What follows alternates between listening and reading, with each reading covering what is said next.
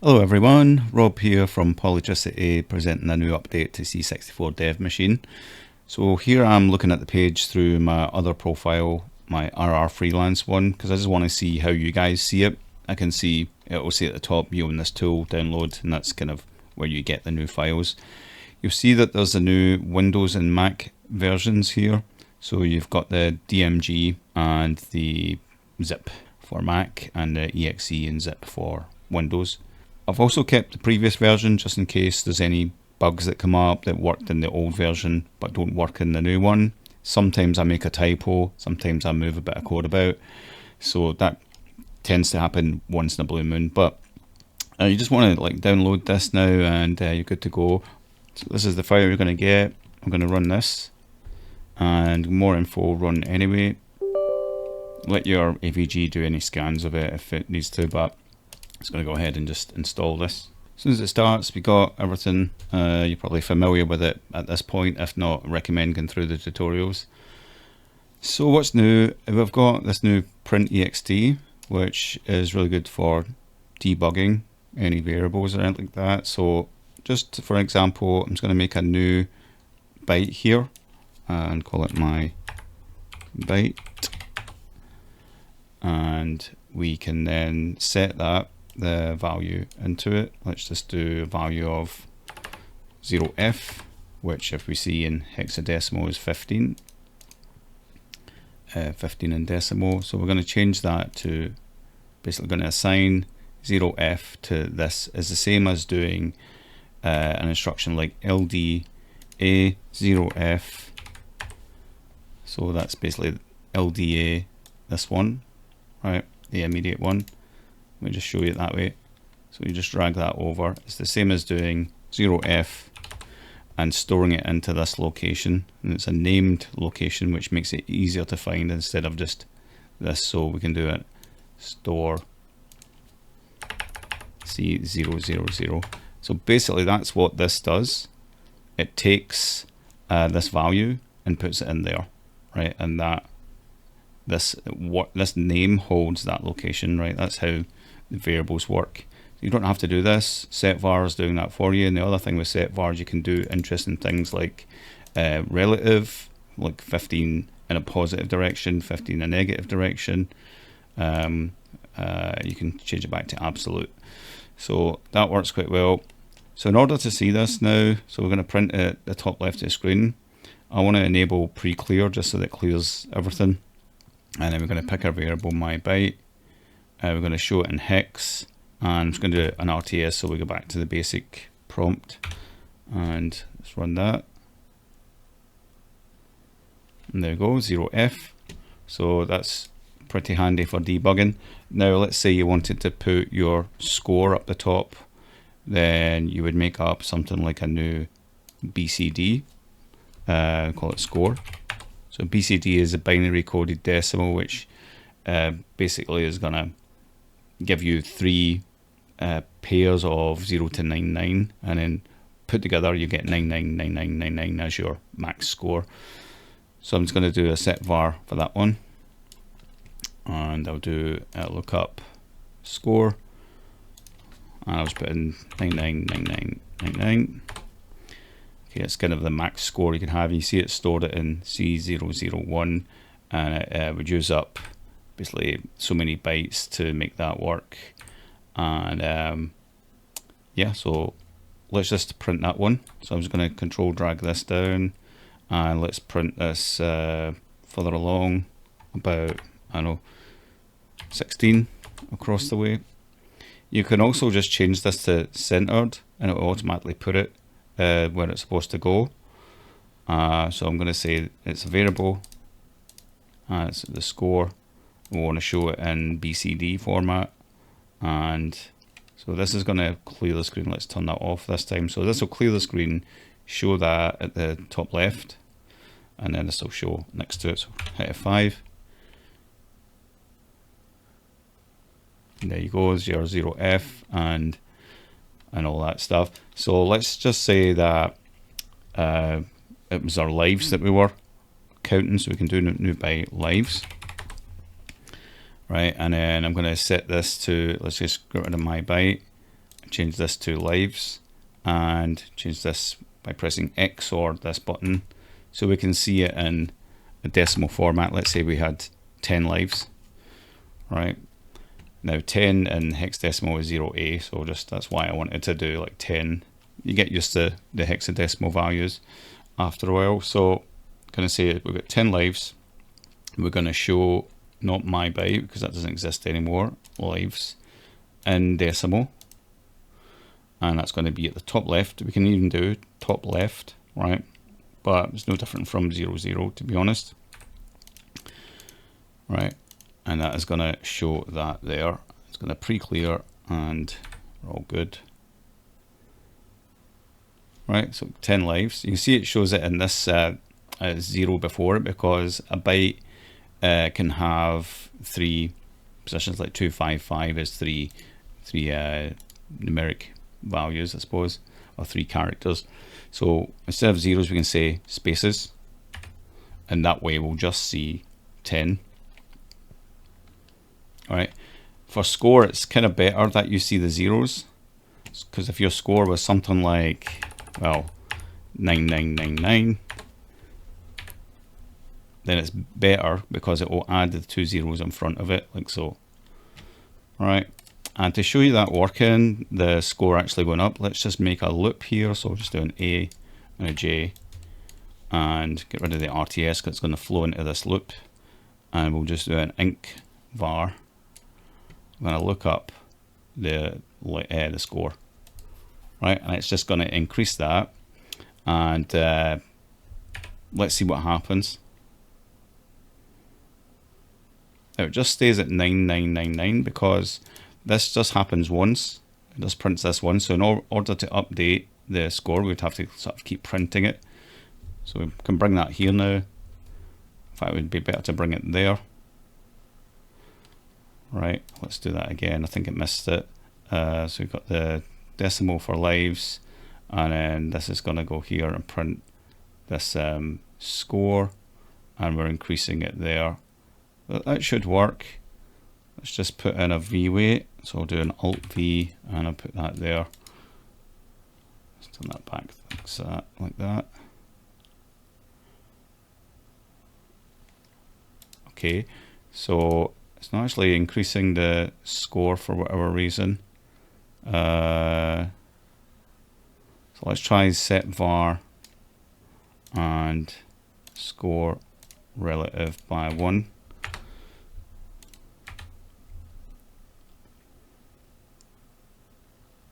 Right, that's working. So the inc var is something I still need to address. So I'm going to take a note of that it needs to be fixed. But you can use this all the same.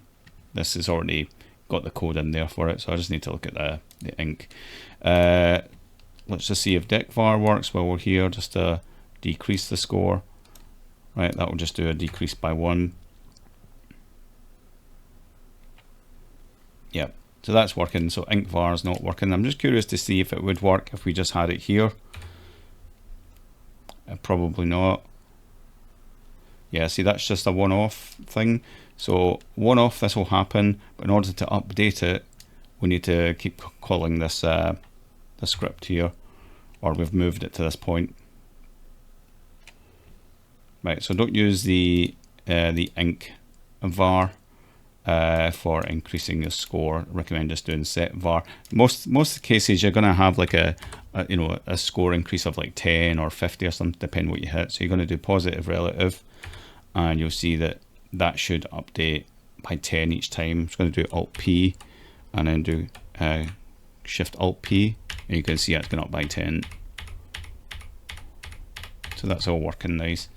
If you did want to have like a kind of header for it, so you can do a normal print. This will print text, and we can move this like down by 1 and down by 1 here. And let's make this pre-clear the screen and turn off the pre-clear here. And then we put in something like lives, and then some spaces, dash dash SCORE. Right, that is going to show at the top, and then these are going to be below it. Let's just check, see how that looks. You got lives 10 and your score. So I'll just off a little bit. I've off by like 1, 2, 3, or 5 or so. So I'll just minus 5 spaces off that.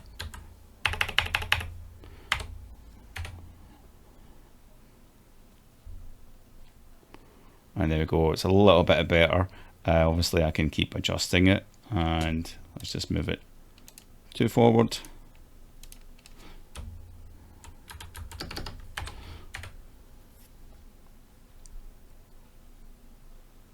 There we go. It's a little bit better. Obviously we can't get round the fact that it's like 1 digit off, but yeah, I'm not going to bother with it. I mean, what you could essentially do if you really wanted is add another 0 at the end, just because it will look more even. So you could literally just print a 0 in the same row by just doing a print at that location. So we'll do that now. Just going to do a print. It's never going to change anyway, so we'll just do that. And let's see, it's going to be a position. Let's see, I'll do y1, and let's just guess it's about 16 or something. And we have to make sure that so we put in a 0 here. We're going to cross some address stuff. So this is using up some bytes to 201C. So if we put in 201C in here, that will be fine. And let's just see if that is going to put our 0 where we want it. I think I put it there. 1, 2, 3, 4, 5, 6. Yeah, let's put it there. So I want to move it 1, 2, 3, 4, 5, 6, 7, I think, to the right. So instead of 16 plus 7 is 23. I might be 1 off, but once that's done, that means that will just be like an even looking score. There we go. All right, and that way it's nice and even. It's always gonna be in tens. So now I can just increase by 1 to fake that 10, right? I don't have to do increase by 10, which is a cheaper routine, to be honest. So if I increase by 10, you'll see that, oh, actually it is okay, but that should actually be cheaper because that's just an ink, but I need to get that working correctly with the binary coded decimal. So that's all good. And I'll just fix that ink value. But there we go. Number of lives. Now, if you're really fussy about, again, it being even, I could move this one to the right, like so, and take away 1 space there because I moved this to the right. This is the kind of OCD level that I go to. In fact, that was the wrong thing. I changed it. I don't want to change that one. I want to change the actual number. So that is the number of lives here, and then I'll reintroduce the zeros. Now we should get 3 digits nicely between those. 10 lives. Obviously we can go up to 100 lives with this game, this particular game, whatever it might be. Right, so this is using up the 2 top rows, so we just have to make sure if we ever do a scroller or something that we don't upset that. So you've got this map H scroll, which doesn't always require a map, right? We set this up once here, but you can see this actually is going to leak into itself. This needs a bit of space. So what we would do in that case is this always wants to be done first. So we're going to put in an org, control drag all of this stuff, right, and put that there. I put this here, and then I'm going to set a label up and call it like main init, right? Just because I want this to start a bit further on, like at 1000, unless I've got a SID there that I can advance this to a different location, like maybe even 1800 or whatever it might be, depends on the SID track. But now I want to make this jump to that main init when it's done, and it just frees up a bit of space. This needs a lot of stuff to do, like the padding and all that stuff, the double buffering, so that it can scroll. So this would be our scroller essentially. Now there's nothing in the map. There's nothing in the map, but if we were to try JSR, one of these scrollers here, Let me just save this because I tend to say things to crash when I'm doing a video. So we'll do that, and we'll just call this demo T1. Right. So we're going to call that scroll L. And because I've included this, the top rows, like the whole screen's worth, you'll see that it will affect the, well, it affects everything for one. And that's because there's no map set up.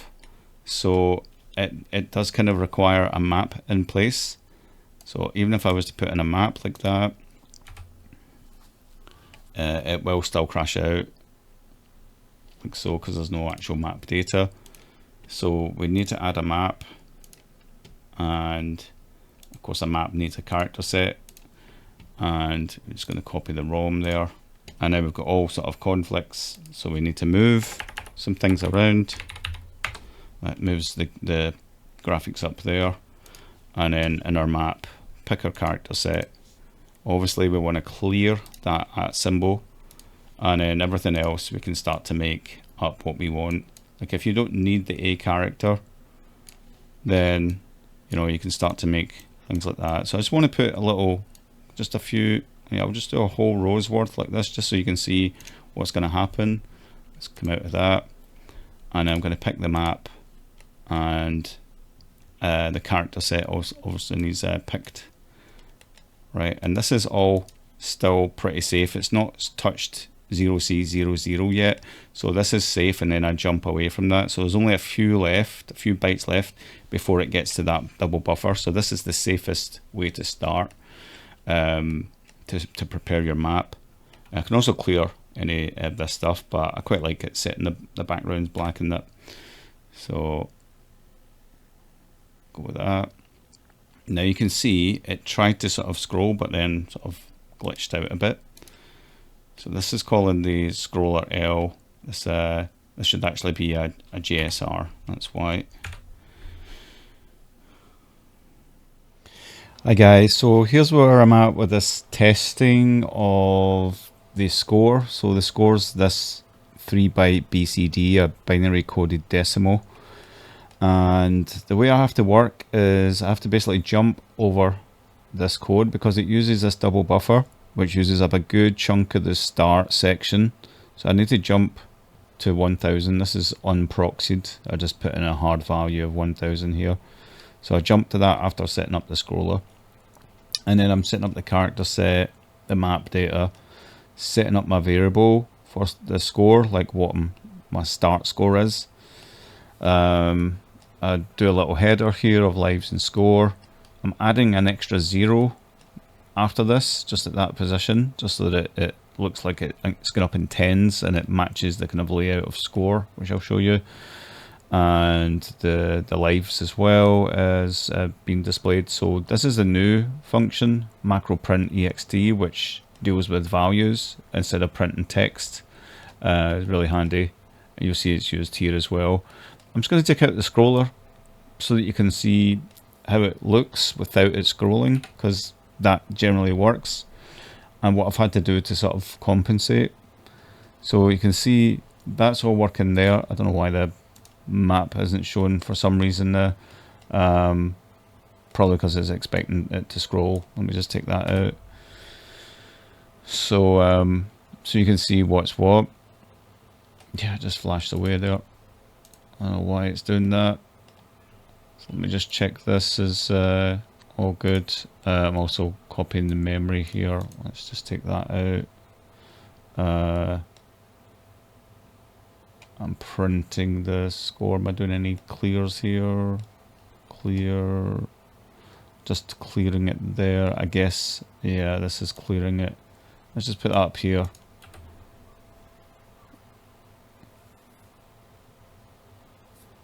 Yep. I think what was happening was something was clearing the map. I'm just going to move that back down and not clear the map. So I'll just do that off. And I just want to show you how it all looks. There we go. So this is my test map and lives and score. So you can definitely do a static map with it. You know, if you're just doing rooms, right? But it's just nice if you have it scrolling. So I have the scroller set up here, then it jumps to this part of code because it has to jump over this buffer, which uses up this big section here. Otherwise we will end up, you know, crashing into it when we start to add these. Okay, so I'm going to add in the scroller here, I think. Maybe here or before it. Yeah, just check. Right, so it flashes. The reason it's flashing is because of the double buffer. So what I do is I use this move memory. This is a pro feature. Move memory to copy essentially what's in the screen to like a couple of lines worth to where the double buffer is.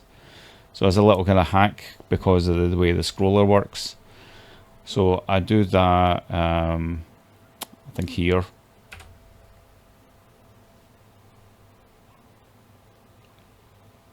Right, but what I get now, sure, the score is fine, but in the Commodore 64, there is basically, let me just go back to that and do Shift-Alt-P to pause it. On the Commodore 64, as things scroll, they're getting moved like 1 pixel at a time. That's basically a fine scroll or a soft scroll, right? They're getting moved 1 at a time, right? But everything in the screen gets moved 1 at a time. So what you do is you make an interrupt request to happen, say round about here, and say, right, at this point, scroll the map, right? At this point, don't scroll the map. So you basically say, don't do the hardware scrolling until the raster gets here. So we'd set up a raster interrupt, then do the scroller. So I'm trying to work that out in my head, how that's going to work, because the IRQ stuff needs to sort of be set up at the start here, right? So as a handler in the IRQ, and then we would say it's a certain line, 96 or whatever, do the scrolling. So I could do something like, let's just do a label, like do scroll, like there, and then that way it would do the scrolling. So I'm trying to get my head around it, like work out if, let's see if I can put that there, do scroll and do an RTS from it, and then if I do a JSR, do scroll, right, then that's calling the scroller, and so is this. So I'm kind of confused of like how I should do this, and it's kind of a design flaw. Also, this button's a bit off, I've noticed. Like, so the lookup for the label is what we want. So do scroll. I'm just gonna save this. I know it's not perfect yet. The design isn't perfect either, and these are the kind of things that I bump into. So now it's different, right? It's definitely, see, that's kind of moving back. 2, 3, 4, 5, 6, 7, 8. 2, 3, 4, 5, 6, 7. 1, 2, 3, 4, 5, 6. It's jumping back sooner, which is a good sign, I guess. I mean, something's working. So this is calling the scroller. I think it was moving faster as well. So I'm going to try and take that out and assume that the raster's now making it scroll. I don't know. The interrupt is helping it. I mean, at least it's scrolling, but this is still jumping. Yeah, it's really tricky because the way the scroller is set up as well, there's nothing in here to stop it from let's also see, yeah, closely, I'm very close to that 0 C00, the double buffer as well. So I'm putting that in there. I'm going to mess around with the numbers a bit more, and yeah, I'm pretty sure I can almost get this to work. Let's just do P. So we got 2, 4, 2, 3, 4, 5, 6, 7, 8. So that's 0, 1, 2, 3, 4, 5, 6, 7, 0, 1, 2, 3, 4, 5, 6, 7, 0. So that is just soft scroll affecting this. So essentially, I want to kind of create that raster interrupt to do the do scroll, to only scroll when it hits this raster line. I maybe 96 isn't the number. I'm going to try 200. I need it. I just need to see it affecting something. Okay, that is it's making that flash. Which isn't what I want either. Let's just try it very early, like 20.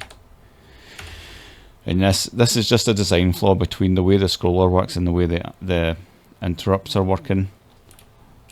So 4, 5, 6, 7, 8, 9, yeah, 2, 3, 4, 5, 6, 7, 8, reset. Yeah, so the hardware is scrolling the whole screen, but I need to make it not do the scrolling. But it needs to, I think it needs to be built into the scroller. So what I might have to do is look at how I've compile this script and get it to detect if there's an IRQ in there. And if so, then don't do certain things. And I'm not really sure what I'm doing. So I might need help with this one. As this grows, I'm realizing people are going to need a score table or graphics for the score. Now the good thing is, because we're using this character set to do the score and stuff, and I just use the ROM here, I can essentially just change these to be a stylized look. So if you see, if I change that to S, change that S in the style of the S, you'll see that when we play this, the S, if I pause it again, the S is that stylized way, and I still have access to some tiles. So what I could do is go here, and for all the letters that I need, like score, so that's I need the C, I need an O. Right, I'll just make these look different just so you can see I need the R.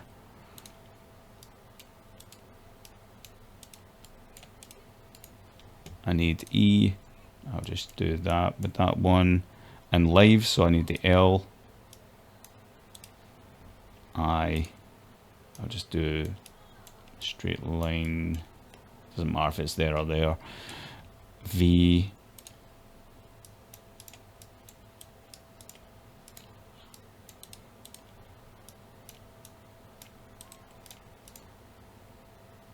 Kind of trying to make a decision about the shape of it here. I'll go with that. E I fixed already, and S I fixed already. So everything else, like all of these, I can clear these, right? I can actually shift click, control click these that I'm not using. I'm using that, I'm using U, W, X, Y, Z, everything else, right? Oh, I can clear all them, or press delete actually, right? So there we go, score, S-C-O-R-E, lives, L-I-V-E-S, right? And I close that and run it. Do you know what I'm going to do actually? I'm going to stop the scrolling for a second, just so you can see it a bit better, because it is a bit jarring, right? So never mind the scroller, right? So we don't get it to scroll. I think that should be fine. There we go. So that's all working. So the big problem is me just how I raster cut the score and the scrolling. So what I'm going to do is try and hack into the code that I've made for the scroller to look for the interrupts. If there's any interrupts present, don't scroll until it gets that line.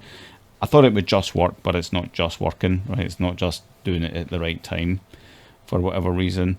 And yeah, I don't really know what it is. Now, if you try and now add a SID as well, you're going to get problems here, right? Once a SID is added, yeah, the other problem is the SID is living at 1000, so that's going to be a problem. All of this code we need to move to wherever the SID finishes. So that's another thing that would occur. You can see it's already flashing because it's got a default built-in one. So I'm just going to add a SID real quick just to kind of go off on a tangent as I do. Right, you see all of this is flashing. It's conflicting with the SID. So I'd have to say, okay, well the SID, let's start at 1600 up here is probably a safe point. Right, so that shifts all that code. It lets the SID breathe. I'm going to choose that now. B65, plenty of room before the double buffer at 0C00 to 0FFF. We've jumped over the SID completely, so we're jumping to this main init, and yeah, that's all good there. Okay, so with that SID in place, I'm going to change the track to track 1 just to see if it actually plays the SID. It does. Okay, that's a good sign. Right, so all I need to solve really is the scroller, just getting that to work. Oh, was that the wrong one? Oh yeah, okay, I've got a bit of a glitch there because something's changed again. JSR, do scroll. Yeah, that can stay. Why is that actually scrolling? Oh, do scroll. Something's calling do scroll. Oh, the IRQ is calling the do scroll. That's why I took that out there. Right. Right. Okay, so that's it not scrolling. I wonder why it also started flashing there. That's interesting. With the SID in place, it started to flash a bit. Oh, that is because, yeah, right. Now the C64 Ultimate wouldn't have this problem, right? But it basically says max 16 rows with SID, right? So you can force it by just typing in again what you want there. So yeah, as I was saying, that's going to clamp at 16 no matter what. But the C64 Ultimate would be able to deal with that. So I'm going to potentially take away that clamp. It just, yeah, it was just a preventative measure. You see, even if we put in 21 in there, as soon as we click somewhere, it just defaults to 16. And I know that the C64 Ultimate will just be able to deal with that. It says there's no real limitation to it. So yeah, I'll let you override it, but I'll get it to warn you and not clamp, and make those fixes. I'll see if I can get the IRQ to work correctly. So I'm just going to save that and move on a bit and talk about the collision stuff. So I'll reset everything. I don't want to save, I don't want to load anything there. So text row v-weight, character set map, h scroll bitmap joystick, all good.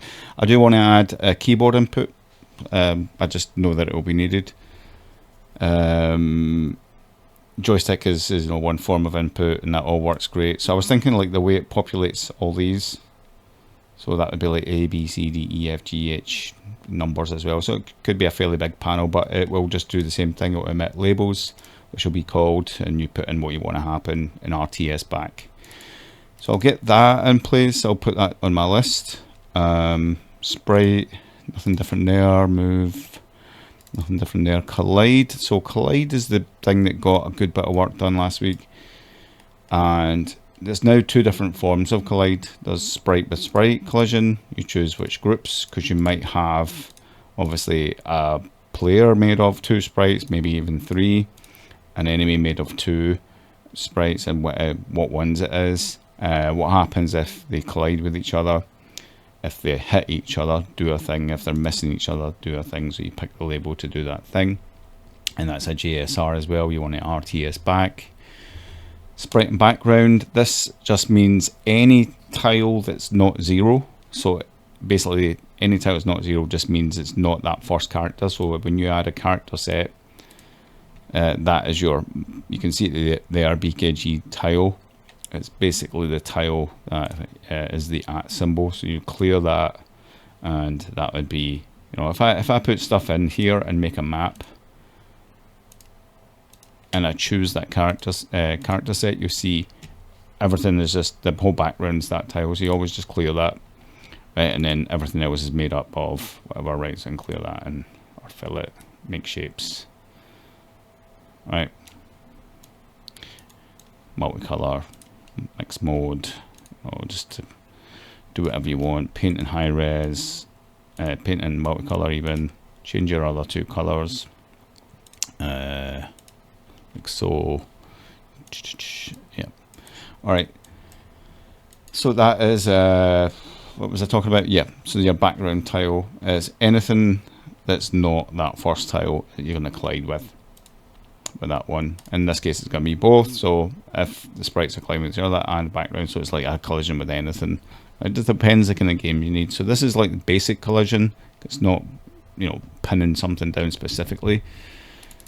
Whereas this one is much more specific. So it's going to look at your sprites, probe sprite. It's only going to probe one sprite at a time, and with this offset to it. You might want multiple ones of these, but they can be a little bit pricey, I suppose. It's not emitted yet until we've got, I guess we need tiles in there. So if I was to mark this one with a space as T1, right, so you just press space, it goes through them, it sort of color codes, and then adds a little T1, T2, T3, etc. So now, say what happens if we collide with T1, and that's going to be a sprite, collide with T1, then we would make a label and say, well, we're going to go to that label.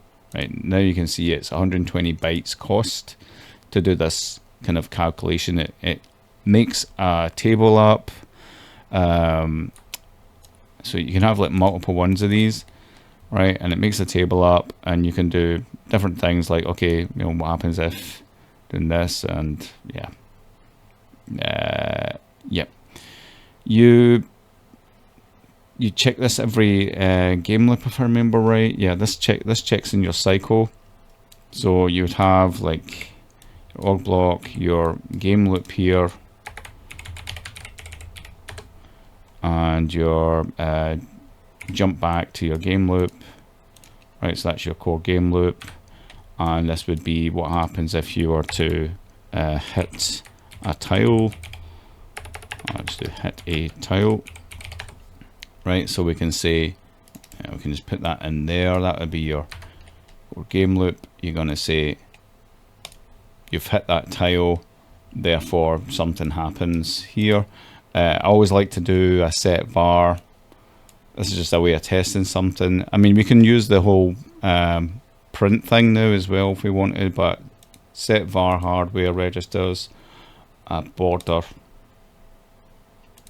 setting that to 2 is what I tend to want to do, and then RTS back from that. So again, these are RTS, so we need a sprite to collide with it, but you know, in order to test, we can just do a test like that. Just leave the init, start using the org blocks if you want, or you can, you know, you can put that in there, get rid of that one, move that there. That will now sense where it leaves off. Right, you can do it that way. So obviously there's nothing happening, there's nothing to collide with, there's no map being set up. That's why I kind of did all that org block stuff, because I was going to set that up, right? So let's just do that, move that there. Map data, we need a map set, pick the map, and set the character set up. Right, that sets up the map, goes into our main loop. Right, there we go. It's all high res for some reason. That's unusual. Character set, map is master, mixed. Yeah, I wonder why it's reading it strangely. That's the first I've seen that. It's so annoying because every time I do a video with this, I keep finding a new bug. I don't understand why these are all grey like that. I'm just trying to figure that out. That it's almost like it's reading them in a different address or something. I don't know what's happened here. I'm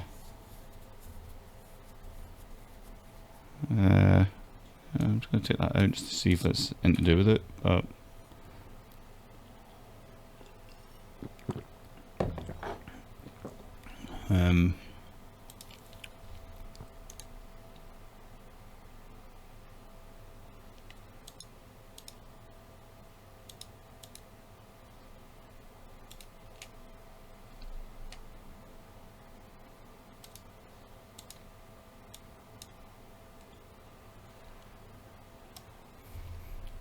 Interesting bug. Interesting bug. So yeah, it's getting that from the map data.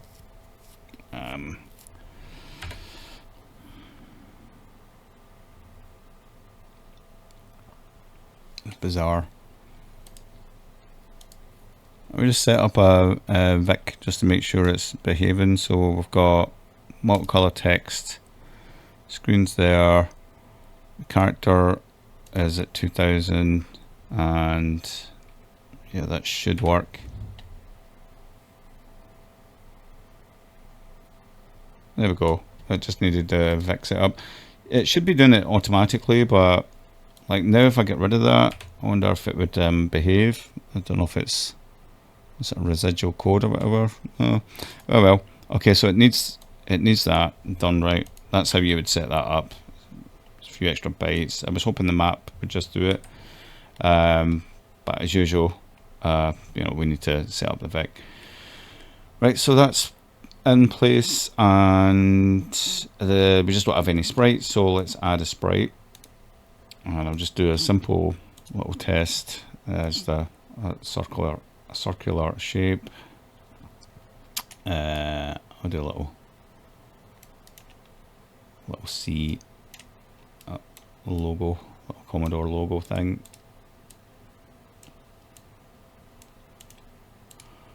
Right, that can be our little test sprite.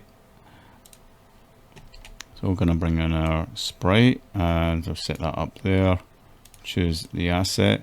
Using VicBank1, based on that location, move sprite to 0800 plus if using car map, which we are. So I'm going to move it to 800 is the right thing to do. Right, that's the sprite set up. Now we need to just test to see if it's going to be there. Should show up at that location. There we go. And now remember, I marked this tile, so anywhere that tile exists, so it's that one, but I've not marked any other ones. It's only that tile I've put down. So that is now a tile type 1, all of those.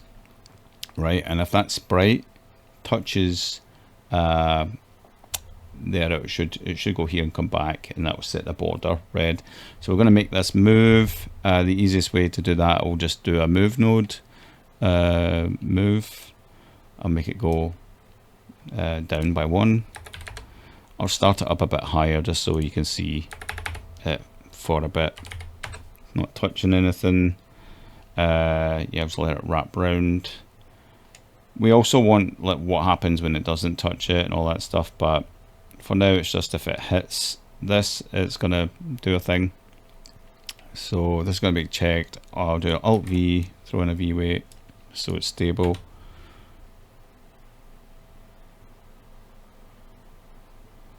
Right, and it should, there we go. So what you would want to do is preset that to 0. It's going to do that. Hit this call here, turn the border, go back to 0 at the end of it. So we should see a kind of flicker or something. There we go, a little flicker there. Right, if we want to see that a bit more properly, I think I put it under it. I think it will just be the opposite effect. There we go, right. Right, so you see it went black when he wasn't touching anything. So we know it's doing those collision calls, and that's kind of what was important, that the previous method of just one collision macro to do everything, including all these tile hits, it wasn't working. So a bit like the scroller, the horizontal scroller, there'll be design changes. That's why I'm like, you know, guys, don't get too committed to making a game just yet. Just let me tinker with it. But don't think it's going to be ready to make a game until at least version 1. All of this is like early access. It primes you and gets you ready. But don't start asking me why is my, you know, such and such not working, because everything's still subject to changes. So please bear in mind that, right? Please bear with me as I try to make these things happen properly and fix all the problems. So that is that's how the collision generally works. So we could now go our map and make a different tile, right? So I'll make this into, I don't know, like a ladder or something, right? I can do like a little ladder here, there. In fact, that would look better as a high-res sprite, wouldn't it? So let's just take that off and do it a bit less frequent like that. And we're going to paint it like so. Let's paint it in blue, right? Right. Let's do all the way up there, and this time I'll start the, yeah, let's just do a row of this. Doesn't really matter how it looks, I suppose. I'll just do a couple of rows of that. Right, and then I'll mark this by pressing space bar or right mouse button to type 2. Right, and I'll move the sprite down and start it over at 50, and I'll move it down to 100. Right, and I'm going to move it to the right this time, so I'll move it right, take away that 0. Okay, it's going to move to the right, and only when it detects the first tile type will it change the border to red. So ignore that one. Yes. Okay, I'm going to move them down a bit more just so we can get it to contact that as well. So it's based on this this little offset, so it might actually catch that other tile. So let's just test it anyway. So I'm going to put in, I'll type 2. Yeah, I'll just control drag this, control drag the top. Hit a ladder, and I'll change this to 3, change this to hit a ladder, right? And it's based on this point of the sprite. I'm going to get it to preview the sprite here as well that you're sampling. It will kind of detect, okay, is there a sprite 0 set up? Okay, let's just draw it in there, so you kind of know where that offset is going to be. I mean, best collision point for this is, you know, dead center or whatever. So there we go. It's gonna. So it did hit that ladder, right? So that is how we know that works. We could even use the print feature, I think, as long as we don't clear it. As long as we don't use any clearing, we could do print top left, ladder. Right, that's a six letter word there, so it's going to do that. And then I could do ledge. I'll just do dot ledge, right, just so it's 6 letters the same, just so it replaces it.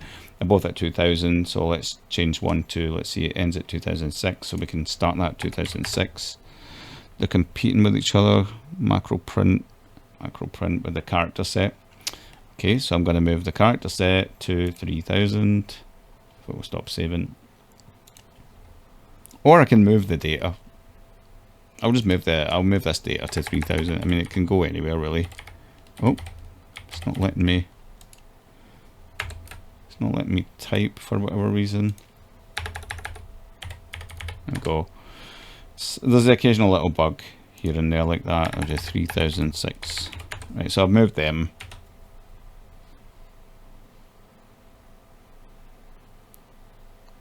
Ah, okay. That was a mess. Oh, because I was still in this mode. I was still here typing when I was trying to type there. I need to. That's obviously a bug where I can work in both of these, and I'm actually deleting, but I'm typing there and not typing there. So there's a little UI bug I need to deal with. So I'm going to put character set 2000, change these to 3000. 3006 for the other one. F5. Should now get a message of what we're hitting. So, yep, it's not doing it. It's not actually printing these. Pre-clear no.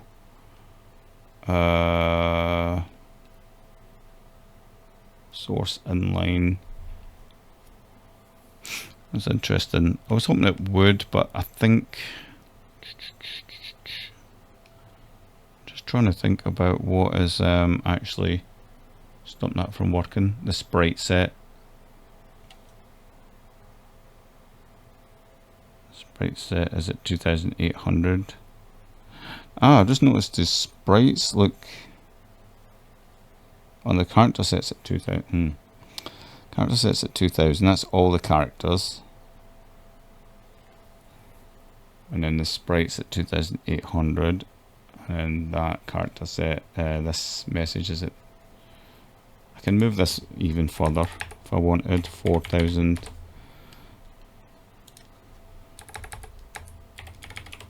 But I just wonder why we're not seeing the map anymore with these in place. Oh, there we go, okay. And you notice how the A is now this ledge, because that was the letter A. Right, so you can kind of debug things that way, or you can debug with registers like you saw earlier, print extended. So yeah, the 3000 was used up because of the sprite set. I need this to show the end address, would be ideal, because we're not actually seeing these sprites populate any data. Now that I look at it, let me just change that to 6800. Okay, it was there, but it was right in the middle of the character set data. I think 2800 should be at the end of it. So let me undo that. No. Okay, I just need to type that manually. See, there's a lot of little things that I'll refine over time the more I use it.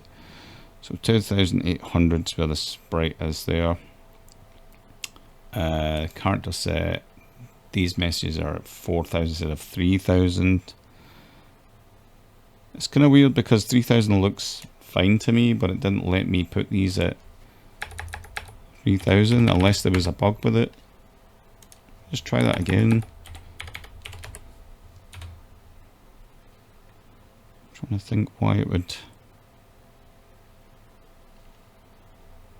Yeah, it doesn't want to show ladder, but it shows ledge. I think something must be reaching this 3000 point, and I'm not too sure what it might be. But if I move this to, if I move this one to 3006, you can see that now ends at C, so I can do C here. Going to check, see if that actually works. Just a little bit of padding.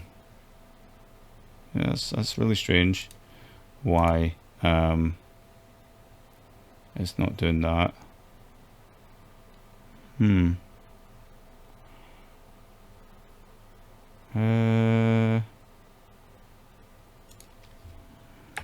move this further.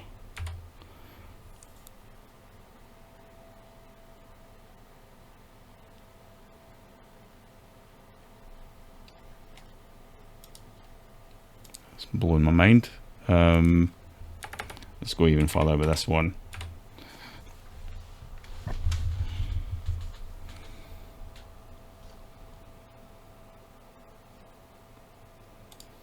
How strange is that? I'm going to try and put this at 0. Hit a ladder, hit a tile.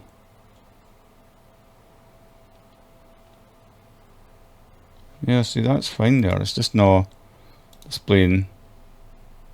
So this one's working. That one's not.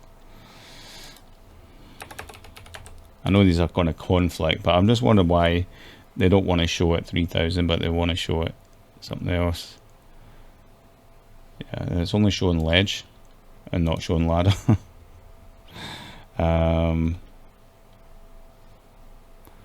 How strange is that? If I take that one out. So I go off in these tangents where I just want to debug stuff.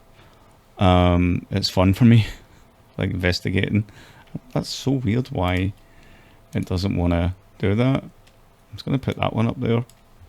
There's something about the order? I don't know. That's so strange. Right, I'm just going to assume that it's the addresses. I'll just do 3020 and I'll do 3040. Give them lots of space between each other. Might just be like it's clobbering the whole line or something. Right, and that can go in there. Right, that's plenty of them. Anyway, there's different ways to do this. Again, that's only doing ledge. Hit a tile, ledge, hit a ladder, and there's nothing. I'm going to move this even further then. I'm so confused. Both pre-clear, no. But strangely I had it working when they were at like 4,000. Oh, 4,000. I can't type. And 4006.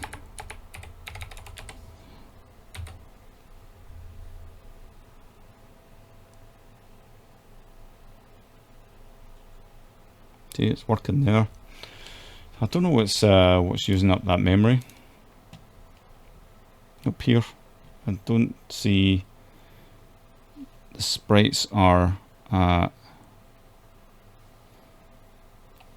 2008. I'm pretty sure it must be.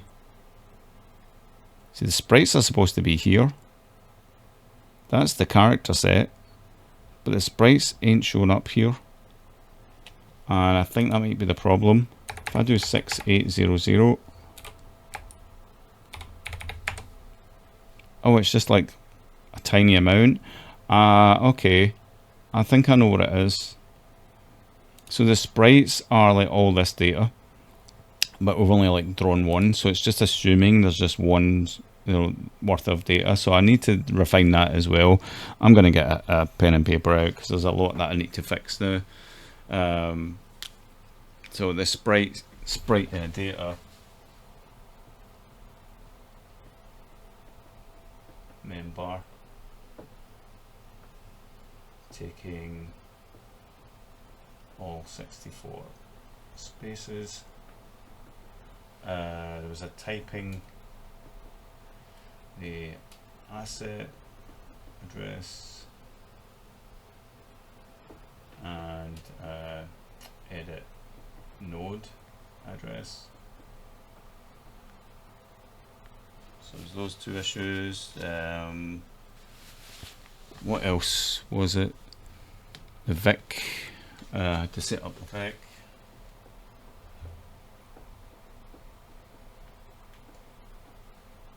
Manually. You should be resolving this without the Vic. Okay, so I've got that warning again. That's all fine.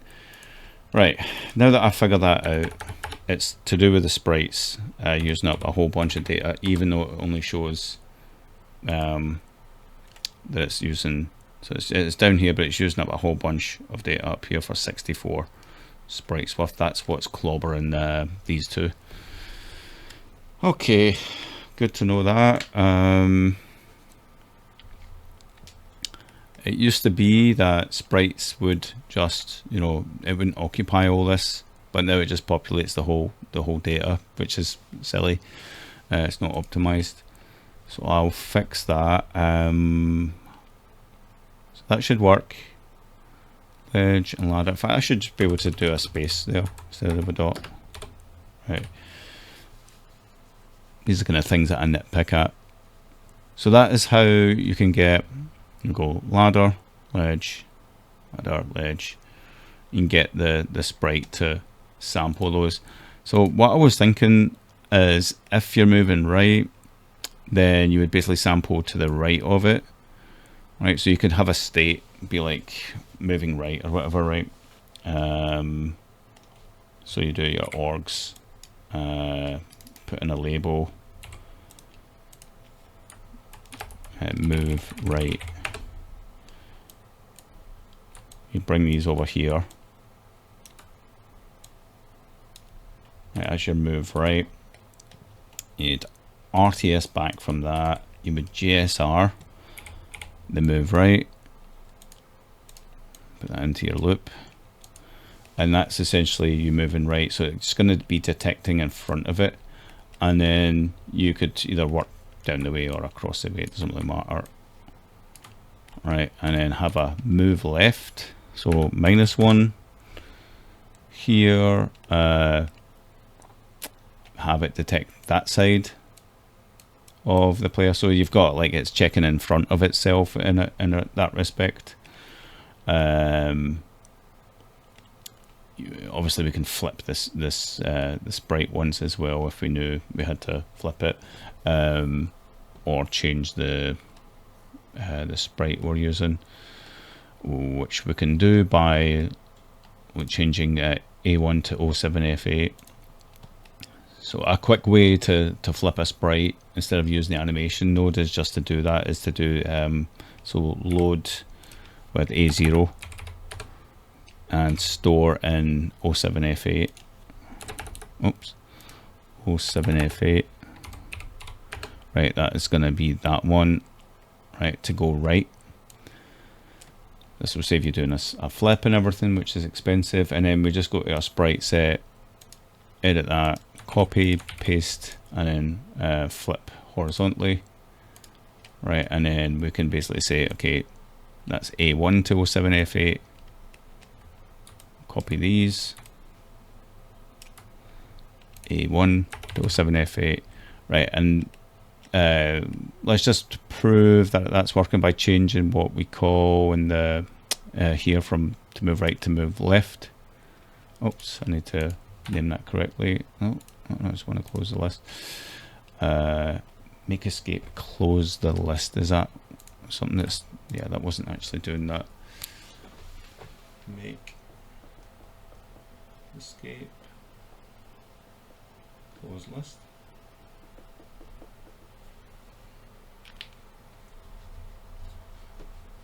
Right. So change this to move left. Right. GSR in our main loop, move left, just so we can test that that's working. It should be facing the other way. It should be sampling in front of it. There we go. Yep. The only thing is it's not using the 9th bit for the moving, so I'll just enable 9th bit for both. Okay, so it should move each way. Now obviously we want to control this, so that's where we bring in our joystick controller, put it in our main loop here, and I need to enable left and right. So there's the right, there's the left, and get rid of these other labels now. Right, and we don't need that because it's been called through there.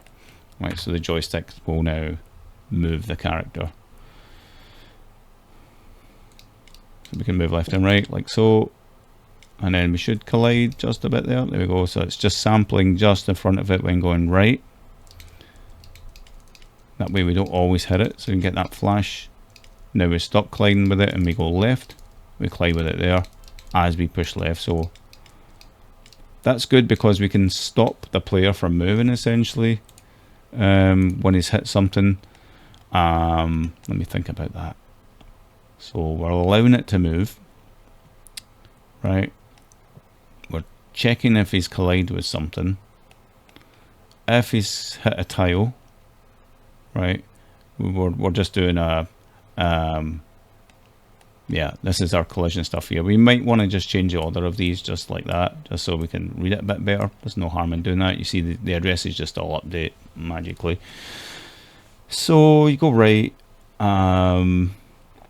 you hit a tile and nothing happens. So essentially what we could make move, so as we're going right, hit a tile, we would basically have something checking to see what way we're facing. Now there's two ways we can do that. We can read what 07FA it is for A0, right? So we can check the sprite that's been used. We know that's facing left or right, or we can set up a variable that we set a parameter like a value to. So 0 is not left or right or whatever, 1 is right and 2 is left, or 0 is left and 1 is right, whatever we want to do there, and then we can always just check that one. Yeah, I'm gonna think about that a bit more. We could just set a parameter up and say colliding, and then we don't allow it to move anymore, but that's tricky because we might be facing it a different way. But in any case, we shouldn't allow this to move if we're colliding, right? So I'm going to try a few things. There's that many ways to deal with collision. It just becomes like I don't know, 5 or 6 different approaches that you can end up with, and you just have to sort of go with what you feel is right at the time, or a try and tested method. I recommend just using a variable, maybe collided. Right, I'm going to try that. We need to initialize it first, so we'll put it up in here, set var collided just 0, right? There's no collision. So when we collide with something, we're basically going to say set var collided to 1. So basically saying it's now true, we've collided with something. Same for here, we've collided with something. Okay, otherwise, when are we not colliding with something? I guess we have to clear it in the loop, right? We have to clear it up here the same way as we clear the border. We're going to say, oh no, we're not colliding with anything, right? It's going to do that and call these moves. Now we should only move. So once it's going to do these. Let's change the sprite. Hit one of these, set that's collided, come back, and then we can now determine whether we can move or not. So we can do an if node. If collided is equal to 1, then we set up a little thing called skip move right, I think. Yeah, skip move R, and that is what we're going to jump to. So if UV collide is equal to 1, we're going to jump to skip move R, right? So it's going to jump over the actual move and not move anymore, to the right at least, right? And we're going to do the same here. Let's just control, let me do it, control drag that, control drag from the header down to there, but we don't need that move, and we need that there, and we need to change that to move L, and then we change that to move L. Okay, it's being reset, so hopefully this works. Like I say, it's always a case of testing it, right, and moving, climb with the ladder, and we can still move left, which is great. So I'm going to wrap around. Oh, in this case, he's colliding with the edge of the screen or something. I mean, there's nothing actually there, but that's interesting. So he's climbing the ladder, and I don't know what happened there. Why he's why it's not allowing us to move left. That's weird. There's always something. There's always something. So it's basically saying not collided.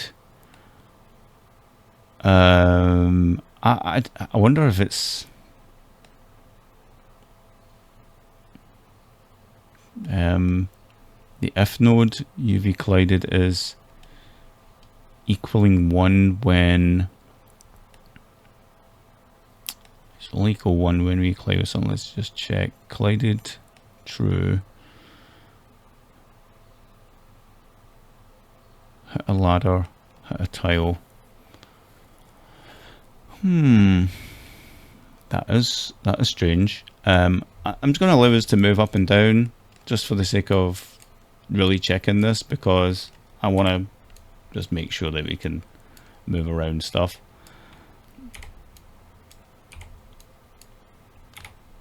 We need a move node. Right, let's move up -1, take away that one, and move down.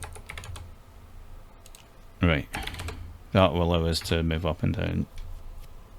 No diagonals, just up, down, left, right. Right, so hitting that there. Let's see if I go here. Yeah, hitting a ledge. For whatever reason, it thinks it's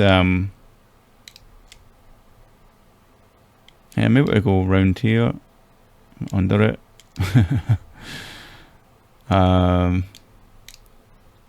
It's just, that's weird when you go left. Oh, now it's fine. Okay, that's. Is there some stuff here?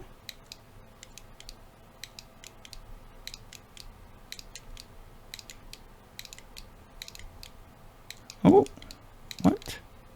That's confusing me. Is it? Ah, okay. I think I see a bug in this.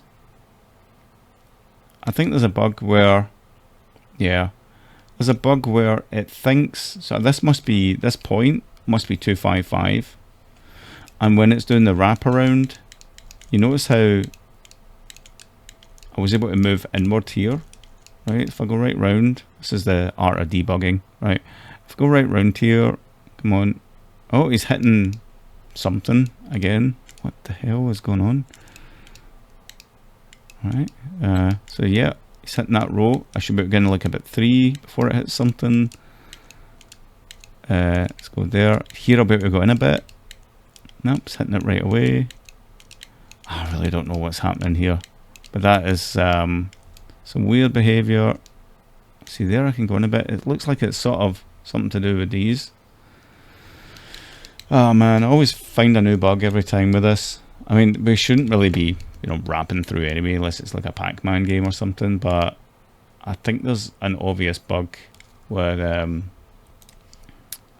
these tiles. Let me just take a look at the map here. I'm just gonna really debug this. So let's just do tile 1. Yeah, let's do a little alternation here. Tile 1, tile 2. Let's paint in high res. Tile 1, 2. Because I get the feeling that, well, apart from the obvious bug, that I can probably move in a bit with each of those. I think it depends where it is. Right, this one, keep going, keep going, keep going, keep going, all the way around so it hits it. Okay, so ladder's fine. Let's come out again. This one, keep going, keep going, keep going. Yep, that's correct. This one, yep, I mean that's all good.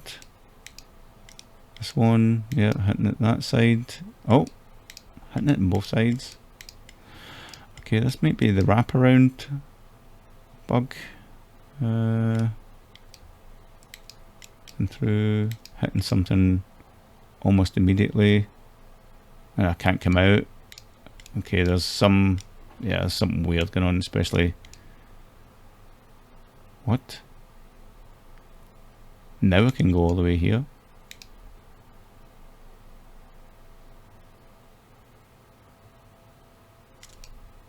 That's strange. Yeah, I don't know what's going on, why that's colliding with stuff there. But everything else is fine. That's a different kind of bug to deal with.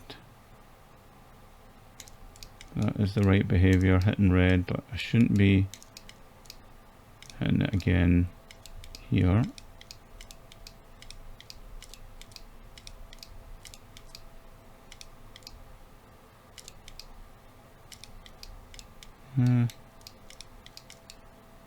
Cross right through. Yeah, it's something else.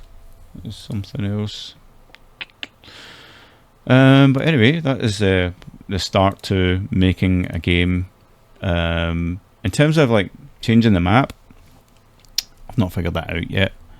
I've been thinking about some things and I've still not figured that out yet. So you can change your map size, right? Let's change that to 80, for example, right? And I was thinking, well, you could have a little map in here. I need a clear button as well, actually, so I'm going to add that clear map button.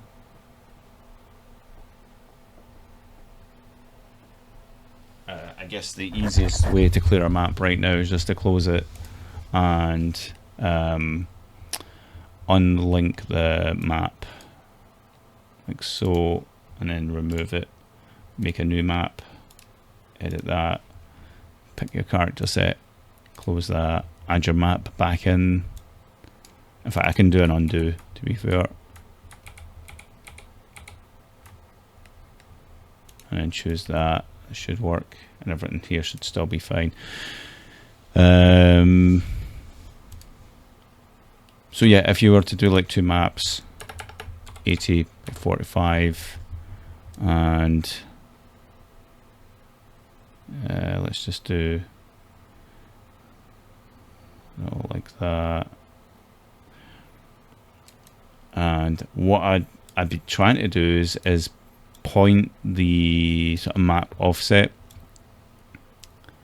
So I'm going to set up a thing called like map set position or something, right, where you can basically move the camera to a certain point, and not by scrolling, just like a hard set, like it's here, then now it's there, right? So you can see this part and then that part. That would be kind of good. Otherwise, currently the way it works, I think you can move it like that, and it's supposed to, it doesn't always work, but it's supposed to be that offset. Yeah,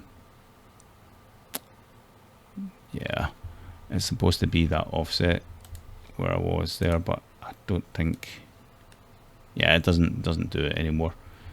At least I don't think that worked.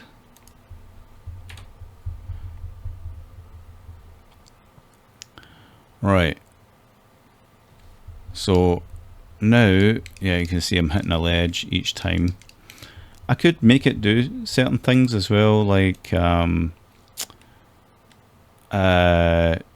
expose what we're hitting, because you might want to collect like coins or something.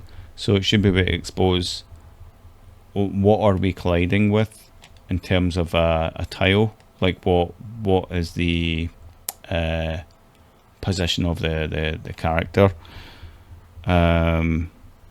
Not figured that out yet, but that would be kind of handy to know what you're colliding with, in terms of X and Y position, or what address you're colliding with, and then you could then load something into that address. So I'm going to add that to Collision Advanced. I'm going to write that on my board.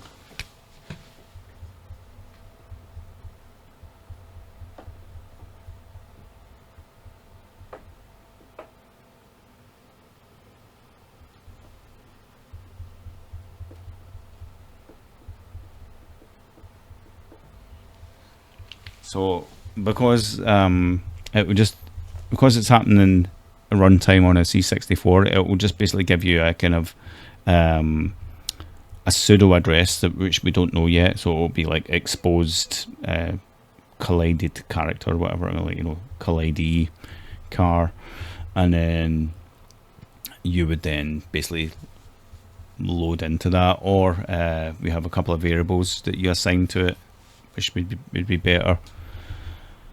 And then you just assign the variables that carry them.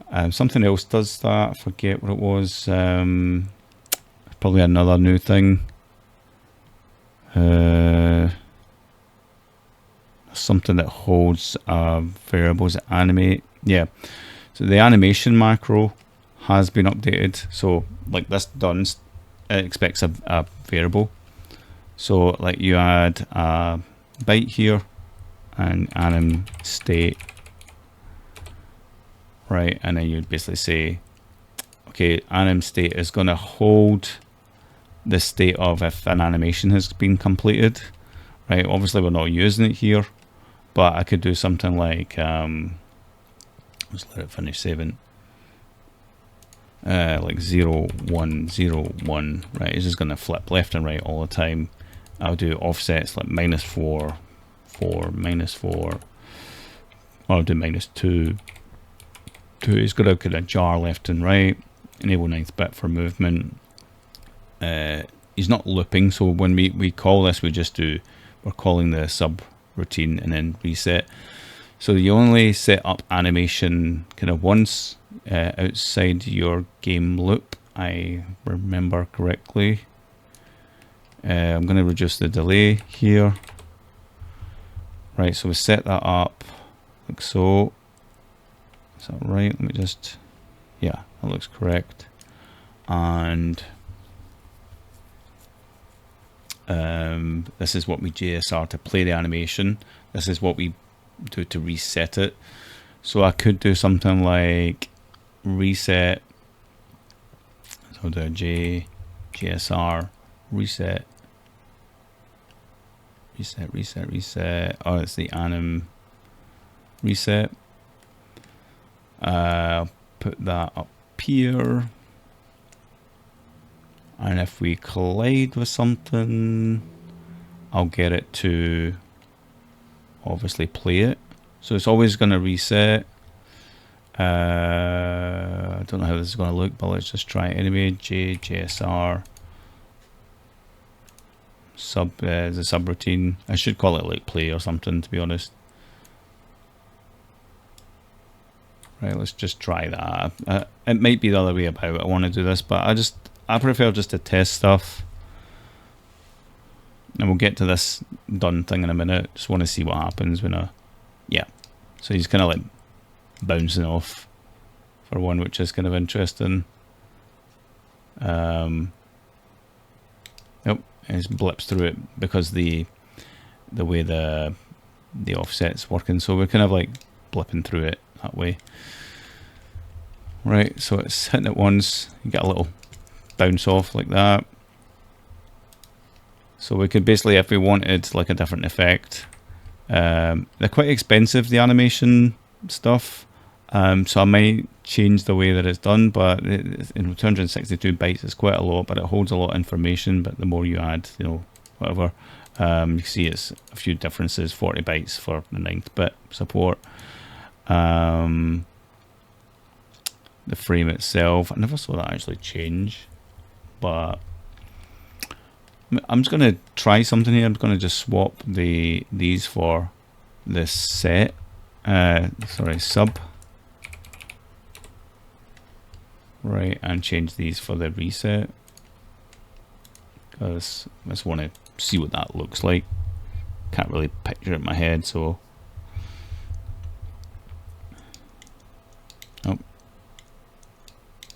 sort of rotates on its own, go that way. I'll probably cut through it again. Yep.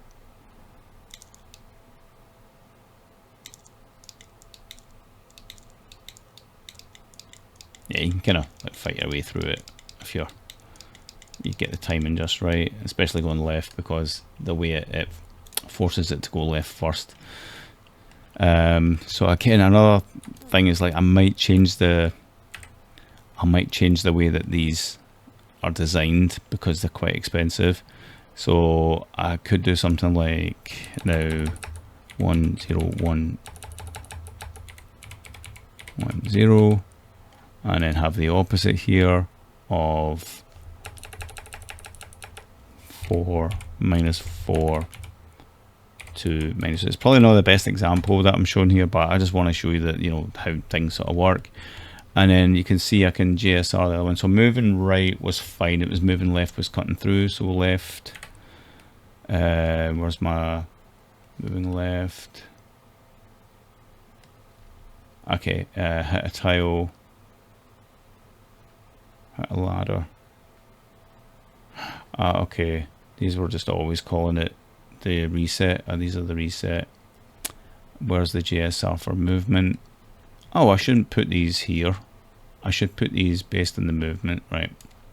So I'll do like that, and do the other one. sub 700. Nope, it's the other one. It's 5997. Where's that now? It's busy doing that. It's real slow at saving sometimes when there's a lot of data. Right. So this one, oh, get it to reset both if it hits something. Ah, yeah, it's another little problem with hitboxes not being perfect. Reset that one and move that up. It's a lot of work just to get some stuff done in the current state as well, so I don't know if I can make things easier. But the point is that this is kind of a hybrid between machine code programming and getting something a bit easier to use. So it should be using the other one now when it goes left. Yeah, there we go. So that way I can kind of get a bit of a feedback loop when I hit a wall, right? Or a ladder, whatever it would be. So I'm gonna. It's not letting me go up and round. It's been cheeky. It's not letting me go all the way up. It's assuming like there's tiles there or something. I don't know. But that should be letting me. Should be letting me through there.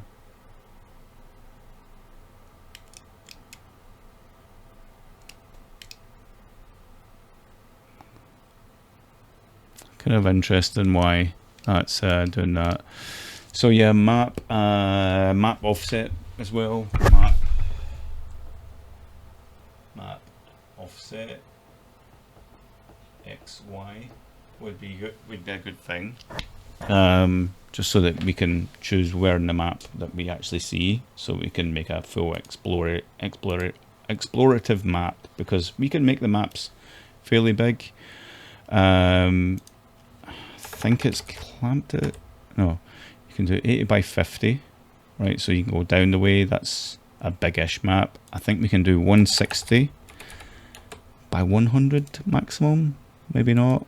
I don't think it goes more than 8,000. Yeah, so it clamps at 8,000 cells, but that's a fairly big map size, and you know, depending on the size of stuff, you can do like little areas, move the camera, you know, and you know, write out some of the screen, like you can only show a portion of it. It gets really technical. Like if you want an easy life, go for something that doesn't use code, but this is teaching you a kind of halfway house. You know, you're getting to get that feeling of how do I organize my code, what are addresses, what are variables, how do I do routines. This is all kind of integral to when you do machine code stuff, and then eventually you'll be using one of these code blocks which is just pure assembly, right? And that will be the end goal of a couple of years of, you know, you working on this and looking at books and all that. These routines and all this stuff and labels you can all do in there. But it's, you know, visual at first. It's giving you these macros to help you along, and all that stuff. So I've got my work cut out for me. Need to do a lot more things. There's nothing really much else to show here. Like the animation macro. Yeah, okay, I was going to talk about this state thing. So let's just throw up a debug to this this state here. So every loop, let's do a print ext somewhere. I don't know, I'll do it on, yeah, row. I'll do 0 and 2.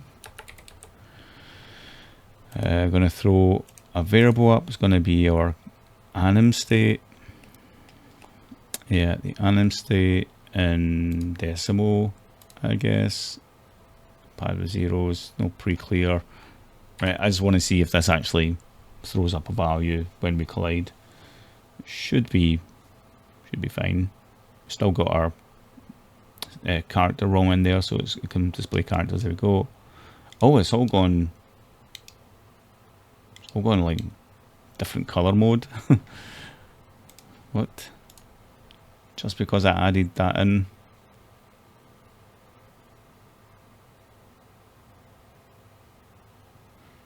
Okay, that's quite telling actually, that that's a problem with this then. That's why we had problems with the map thing at first when I was trying to show the score and I had to use the Vic. That is weird. So just that existing is made a bit of a boob. Unless I've done something else. Oh, I know what I've done. Yeah. Okay, the map size has, yeah, that's a map sizing thing. So there's a bug with the map sizing. Again, so we can't even go as far as we want with this. Like with the bigger maps yet, because that now needs to be fixed. Ah, the joys. Right. So that was nothing to do with this. That was to do with the map size. I'm going to change this back to 25 by 80 and hope that it's not clobbered all the color RAM stuff which you just saw, but that's to do with the height of it. It needs to, the formula's bad or whatever. Right, now, there we go. So animation state, is it animating? Well, yeah, I mean animating at some point. It's just saying it's animation's finished. Animation's finished.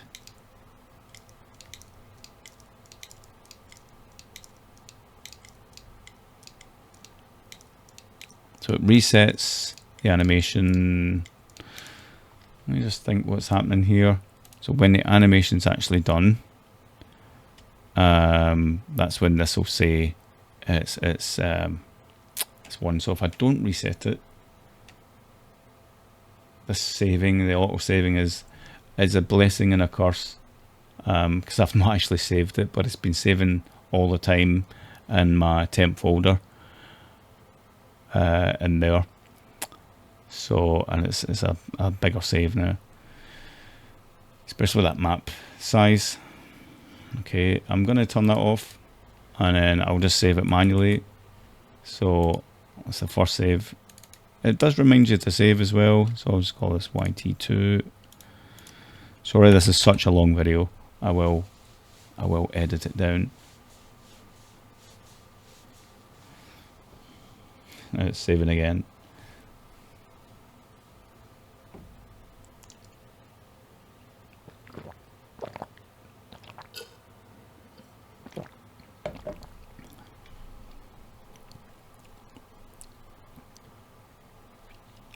The saving is just too long, like for the data that it has to save. For some reason, the saving just takes forever. I don't understand it. Like, it shouldn't take this long. It was way too long.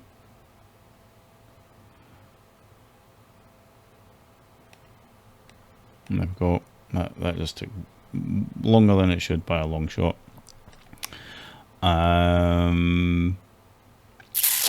Right. Let me just think about, oh yeah, the reset things. I'm going to take these out. You see, I just like to drag them out because I want to bring them back in. I can always just undo, right? You can delete them all the same and undo, but I just like to do that and have them sat there. So we're never going to reset. It's basically, yeah, as soon as I turn there. So it's not actually animating anymore, because it never resets. So this state of 1 is basically saying it's done. So what I would do is do like some kind of if node, similar to this one. So I could say if anim state is equal to 1 or not equal to 1. If it equals 1, I want to do a thing.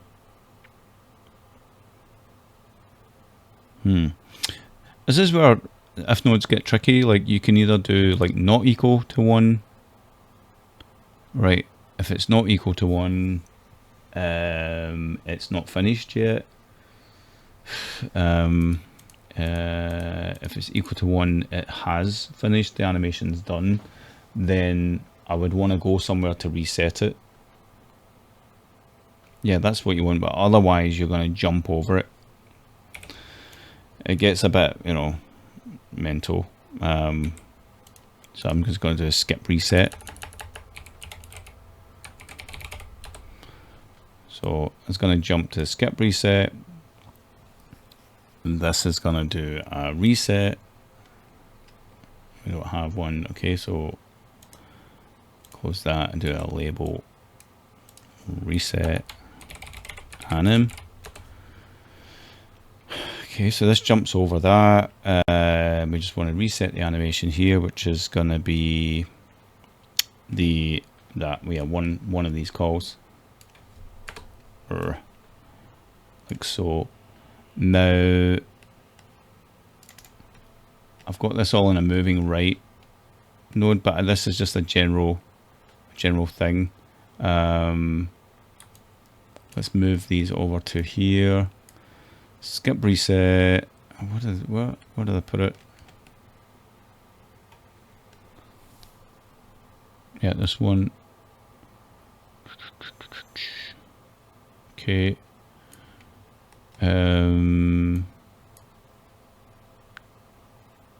Goes there.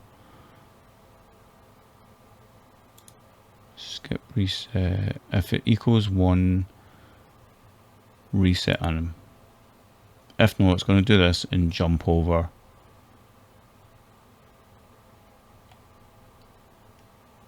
Look up, it's going to jump over to skip reset. I'm just going to put these in the way just to get a better feel for what's happening. So it's going to go to there. Otherwise, if this goes, we're going to reset. Yeah. Okay. You kind of need to know how things work, like JSRs and stuff. Like I do try and label things that's a JSR call. So now you can see it's like it's resetting every time. Only when I go like left though, you can see it's going like the animation ends. But going right, it doesn't do that for some whatever reason. So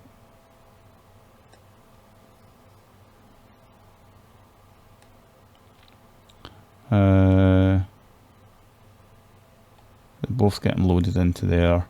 I'm only resetting one of them, so I need to reset both. I need the lookup for the JSRs to be fixed. So look up button on GMP JSR to close to Word.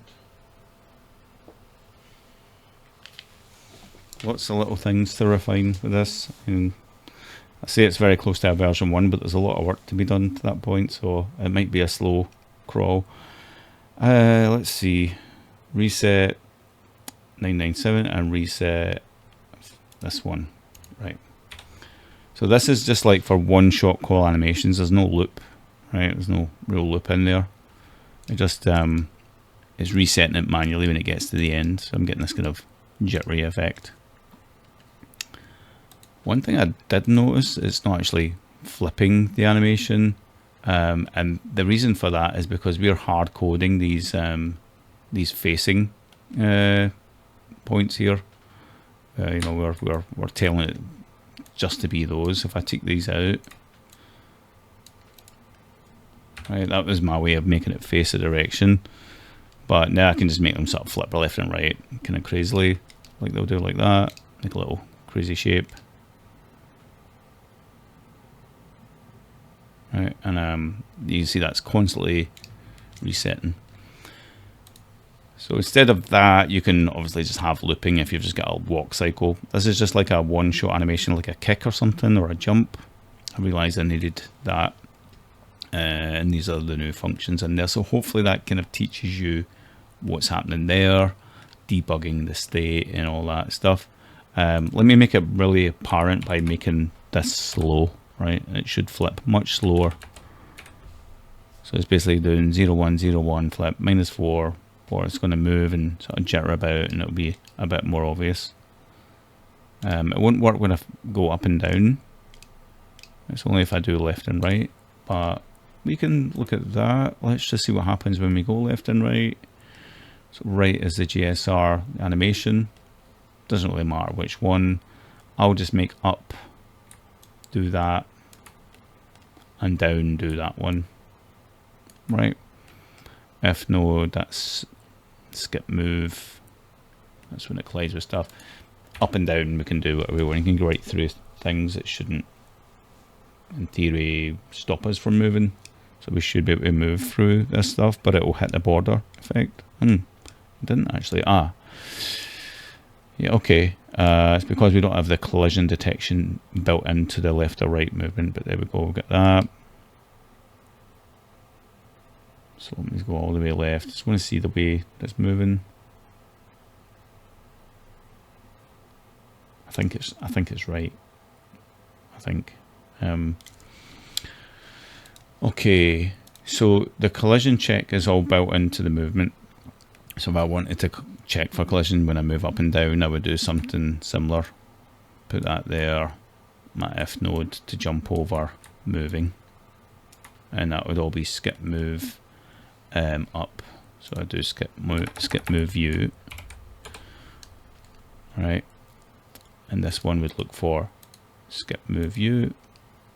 If it's collided, right, it's going to jump over that. I like to sort of indent things that are potentially being jumped, so it's shifting tab. It's a good idea of what's going on there.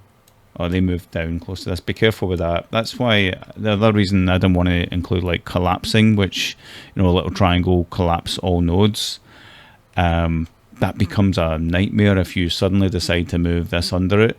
It just goes crazy because it's using like a distance detection system, and that's just the way that I've built everything. Like, it just becomes a bit of a mess. Like if I was to put that there and drop it, and I mean that's generally fine, but I don't trust it. I had a lot of problems with that, in other words, so I'm going to delete those. Where was I? So yeah, moving up is now going to basically jump over. If it's collided, it won't move up because it's going to ignore this. It's going to jump to there if collided is true based on these conditions hitting a ladder. We don't have any ladders in here actually, so I'm just going to go in and add some of those in again. And you can see I've got a lot of work still to do with everything.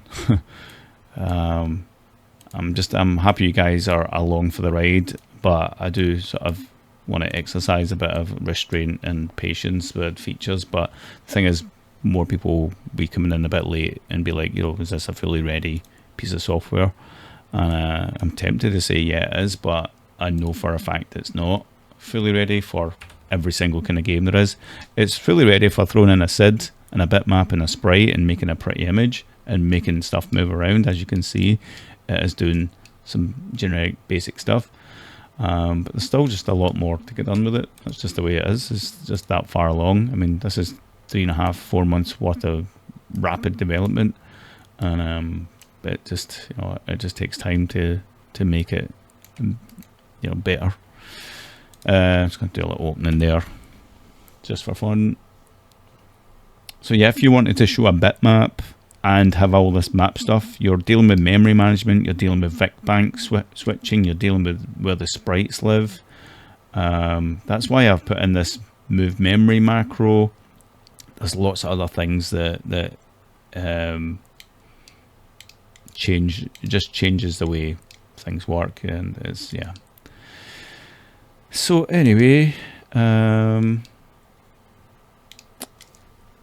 that is all good there. So instead of that left, right, obviously facing a right bound, we just leave that at 0, and left we can do a 1 there. Right, if it's a 0, it just leaves it alone, right? So this is basically the animation for going right now, I believe. It might be one or the other. I can always swap them about. Right, so it's left, it's right. You can see it's moving kind of funny.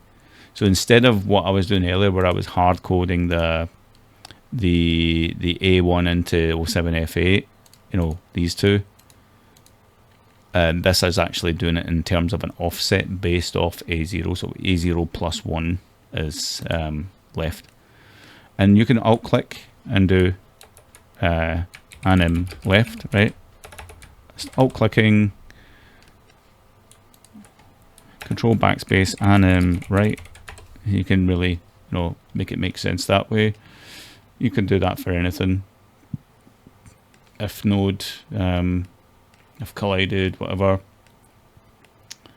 JSR, you can, this is the animation.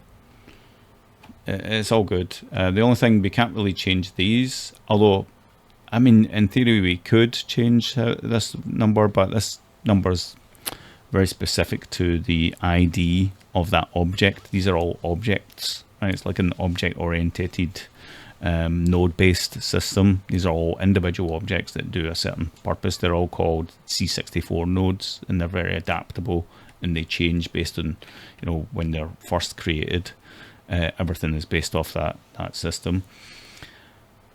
So I've got a lot of work cut out for me. I suppose I could share this file for anybody that wants to tinker. Same with the other one. And just to give you a kind of snapshot of the state of things at this end of the spectrum, where it's, it's not just the bitmaps and the SID anymore. It's more about like getting it closer to being something where we can actually make a game.